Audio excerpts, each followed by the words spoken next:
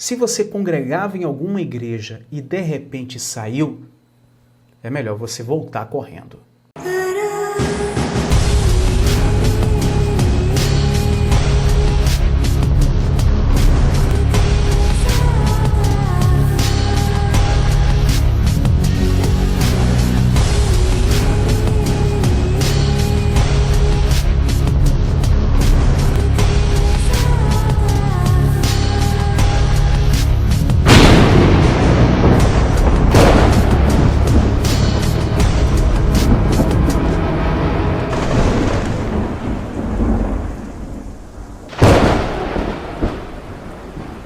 Meus amigos, em primeiro lugar, esse não é um vídeo de terror psicológico e muito menos um vídeo para poder fazer uma lavagem cerebral em você, mas apenas te trazer uma realidade tanto do mundo físico quanto do mundo espiritual, principalmente do mundo espiritual.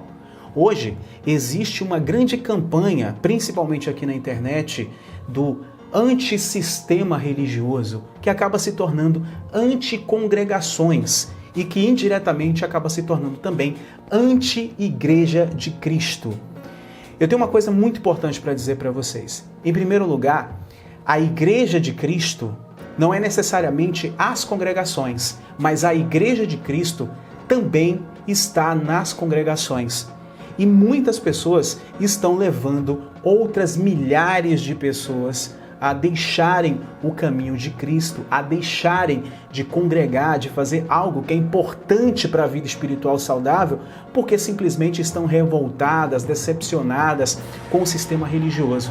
E infelizmente, muitas pessoas acabam usando essa temática por suas decepções, por suas mágoas, por suas chateações, para poder ganhar visibilidade aqui na internet. É claro que eu não estou falando de todo mundo, é claro que eu respeito pensamentos divergentes e contrários ao meu, mas eu vim te trazer uma verdade aqui que talvez não te falaram.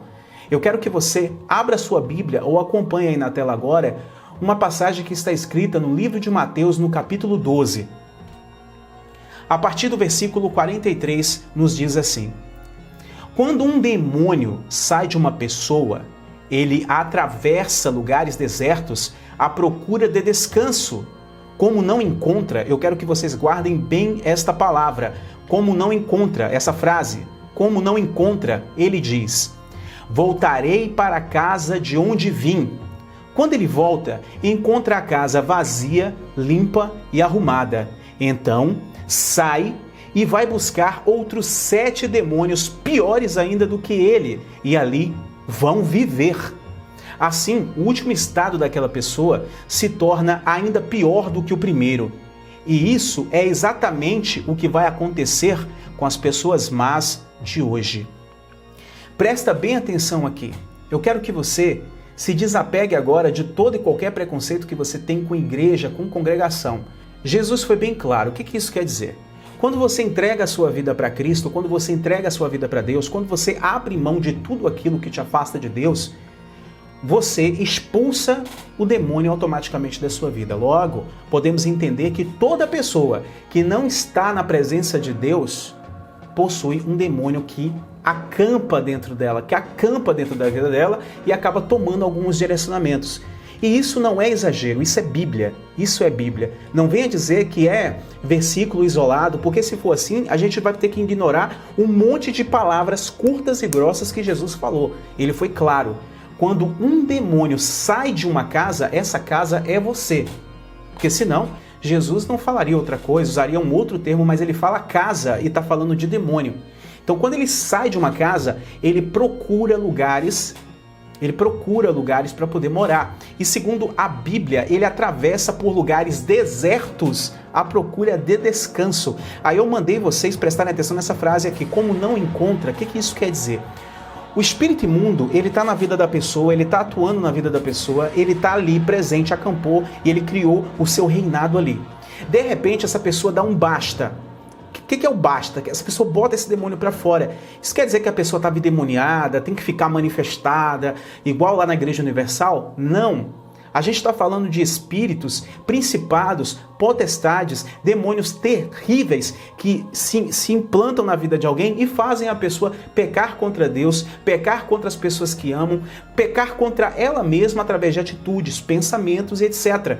Porque você pode perceber que todo aquele que não se aproxima de Deus, né, ele tem uma coisa que para ele ele pratica alguma coisa que desagrada a Deus, que ele acha normal. E de repente, quando ele tem um encontro real com Deus, quando ele tem um encontro real com Cristo, quando ele decide mudar a vida espiritual dele, o que acontece? Ele reconhece que aquilo ali não é algo que agrada a Deus, é algo que não agrada a Deus, perdão. Então, se ele bebe, ele para de beber. Se ele fuma, ele para de fumar. Algumas pessoas levam mais tempo, algumas pessoas demoram para poder sair disso, mas acabam saindo por perseverança. Pode levar 10, 15 anos.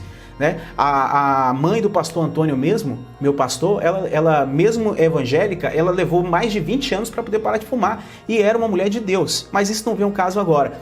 O que eu tô querendo dizer para vocês é o seguinte: todo mundo tem seu calcanhar de Aquiles. Né? E quando a pessoa se aproxima de Deus, a pessoa tem alguma coisa ali que desagrada a Deus. Ou ela mente, ou ela é falsa, ou ela tem um mau caráter, ou ela é soberba.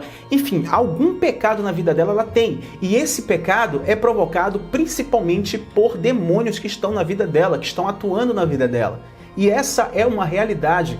Isso não é um discurso para colocar medo em você. Isso é uma realidade espiritual. Pessoas que estão me assistindo agora, que estão firmes e fortes com Deus, ou pessoas que tiveram experiências com Deus, pessoas que encontraram a paz em Cristo Jesus dentro do cristianismo, podem exatamente dizer para vocês aí nos comentários que a vida delas era de uma forma antes de Cristo e depois de Cristo a vida delas se tornou de uma outra forma. Elas conseguiram se libertar de coisas que as aprisionavam. E elas se tornaram pessoas melhores, ou lutam, ou sentem mais força para lutar, para se tornarem pessoas melhores. Então, ele vaga por lugares desertos para achar descanso, mas não encontra. Por que que isso acontece? No reino espiritual, pessoal, quando a gente fala de anjos e demônios, a gente pensa que é um grupinho pequeno, mas não. Quando a gente estuda a Bíblia relata e deixa algo muito claro de que existem milhares e milhares e milhares de anjos, e 1/3 dos anjos que estavam no céu caiu junto com Lúcifer, caiu junto com Satanás. Então você imagina a quantidade de capeta que tem solto por aí. Você imagina a quantidade de demônios, de espíritos que tem por aí. Por aí você percebe que para cada pessoa no planeta Terra, segundo as palavras de Jesus, existem 8 demônios no mínimo para cada pessoa. Também existe uma passagem lá, agora que eu não estou lembrando agora, depois vocês pesquisam aí, tem uma passagem que um demônio está dentro da vida de um rapaz e Jesus pergunta: quem é você? Aí o demônio fala assim: não, nós somos legião, porque somos muitos, ou seja, tinha muito mais de 8 demônios dentro do cara. Uma legião, vocês sabem o que é uma legião? Pesquisem que vocês vão ver o que é uma legião. É um número muito grande. Então assim, ó, esse demônio, esse espírito vaga por lugares desertos à procura de descanso, mas não encontra. Por quê? O descanso dele é naquela pessoa. Né? Assim que você nasce, o reino das trevas, o reino espiritual da maldade, já envia seres celestes, seres infernais, para poderem tentar atrapalhar a sua vida, para tentar ali gerar algum tipo de influência em você. Isso é Bíblia. Isso é Bíblia. Você crê se você quiser, mas isso é Bíblia. E se você também estudar outras culturas religiosas, seja a Goécia, seja a alta magia, seja voodoo, qualquer coisa, todos eles vão falar a mesma coisa que eu estou te dizendo aqui. Existem espíritos maus e espíritos bons, né, segundo eles, que são enviados para tentar influenciar a sua vida, influenciar suas atitudes. Então a pessoa já tem ali um demônio que acampa ao redor dela e que está querendo ali influenciar. E de repente a pessoa decide dar um basta nisso, decide ter uma vida espiritual saudável, decide falar: não, eu não quero mais essa vida. Esse demônio sai. Ele procura lugares desertos, ele não acha descanso. Por quê? Porque intimamente, dentro de um mistério espiritual, ele se sente fortemente ligado a cada pessoa, a pessoa. Ele se sente dono da pessoa. Então ele volta. Aí quando ele volta, ele vê a casa toda arrumada. Quem foi que arrumou a casa? Foi o Espírito Santo de Deus. Foi as suas mudanças de atitude. Quem arrumou a casa foi o Evangelho. Foi a vida espiritual saudável. E ele vai entrando ele não vai entrando. Porque se ele foi expulso uma vez, ele fala, pô, sozinho eu fui expulso. Então eu tenho que dificultar a minha saída. Eu vou ficar aqui, vou trazer outros comigo, mas daqui ninguém me tira mais. Então ele vai e busca 7 piores do que ele. Por quê? Para que ele não seja expulso com mais facilidade. E segundo a palavra, diz o seguinte, e assim o último estado daquela pessoa se torna ainda pior do que o primeiro. Isso é exatamente o que vai acontecer com as pessoas más de hoje. Tio Lu, você está querendo dizer que se a pessoa não está na igreja, a pessoa está com o corpo cheio de demônio? Não, eu não estou dizendo isso. Eu conheço pessoas que não congregam, que não frequentam a igreja, mas são pessoas de Deus. Mas, cara, de 100, você tira 1, 2 no máximo. A maioria das pessoas não conseguem se firmar no evangelho fora de uma congregação. E aí você fala assim, mas tio Lu, a igreja está corrompida, tem pastor ladrão, tem pastor bandido. Cara, isso é generalização. O que te garante também que essas pessoas que estão em casa só falando contra a igreja, chamando de sistema religioso, estão com as vidas totalmente certinhas dentro da palavra de Deus? Quem te garante que esses grupos de pessoas que se encontram, que todos esses grupos de pessoas que se encontram fora da igreja estão com a vida 100% correta? Né? Você acha que todos esses lugares possuem pessoas que estão capacitadas o suficiente para te dar uma orientação, para te dar um conselho, para levar você para o caminho certo, para lhe atender numa situação difícil? É claro que existem pastores aí que se venderam, pastores que corromperam a palavra de Deus, pastores que desviaram multidões. Só que eu digo uma coisa para você, ainda existem 4.000 que não se dobraram a Baal. Ainda existem pessoas que defendem o evangelho verdadeiro, que são cristãos remanescentes.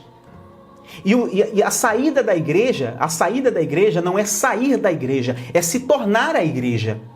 O que não falta hoje são congregações, para que você não tenha desculpa de não buscar a Deus, porque você buscar a Deus sozinho é difícil. A Bíblia, em diversas outras passagens, fala sobre a importância de estarmos congregando. Isso gera, além de autoestima, além de felicidade, porque você vai estar em comunhão, você vai estar tendo vida social com pessoas saudáveis, isso gera proteção espiritual, cara.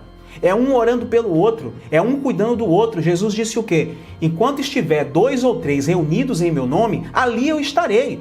O sistema religioso que as pessoas chamam, que as pessoas denunciam e fala que todas as igrejas estão assim, cara, isso é um exagero, é uma generalização injusta e, no meu ponto de vista, até diabólica, porque isso confunde a mente dos mais fracos. Existem muitas pessoas que não vão conseguir caminhar sozinhas. Digo isso por experiência própria. Eu tentei caminhar sozinho sem congregar e caí feio. E eu não quero que isso aconteça com você.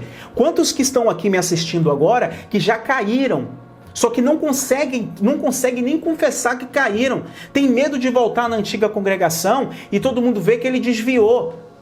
Tem medo de voltar para a antiga congregação e as pessoas julgarem ele. Cara, se o sistema religioso está corrompido, cara, tenha certeza que fora do sistema religioso também existe um outro sistema que as pessoas dizem não ser um sistema, mas é um sistema. O que é um sistema? É você organizar as regras, é um conjunto de regras. Se existe um conjunto de regras, é um sistema. Na sua casa existe um sistema, no seu trabalho existe um sistema. Lógico que na igreja existe um sistema e existe a multiforme graça de Deus para cada congregação, para que você fique onde você se sinta bem. Porque mais importante do que você ficar se espelhando no seu pastor, se ele está fazendo certo, se ele está fazendo errado, é você ter comunhão com Deus. É você estar conectado com Deus. Caso contrário, você vai na onda de muita gente que está pregando aí, dizendo que você não deve congregar, que você não deve ir para a igreja. Cara, eu respeito muito essas pessoas. Uma dessas pessoas é o Rômulo, respeito muito, tenho amizade com ele, não tenho nada contra com ele, mas a gente diverge muita coisa. Eu concordo numa coisa, que todos nós não precisamos ir à igreja, mas precisamos ser a igreja. Porém, ir à igreja, ir à congregação, congregar se torna essencial para a maioria de nós. A maioria das pessoas aqui que dizem ser antissistema religioso, você pode ter certeza que são pessoas que não conseguiram se libertar de alguma coisa. Digo isso por experiência própria. Então, cara, você vai estar dando espaço, você vai estar dando brecha para demônios entrarem na tua vida. Digo isso mais uma vez por experiência própria. Um demônio sai da tua vida e volta 8. Tô mandando você voltar correndo para a igreja? Tô. Mas acima de tudo, eu tô dizendo para você, seja a igreja. Volte para a igreja não porque você tem que mostrar para as pessoas que você está voltando. Não. Volte para a igreja para que você seja auxiliado.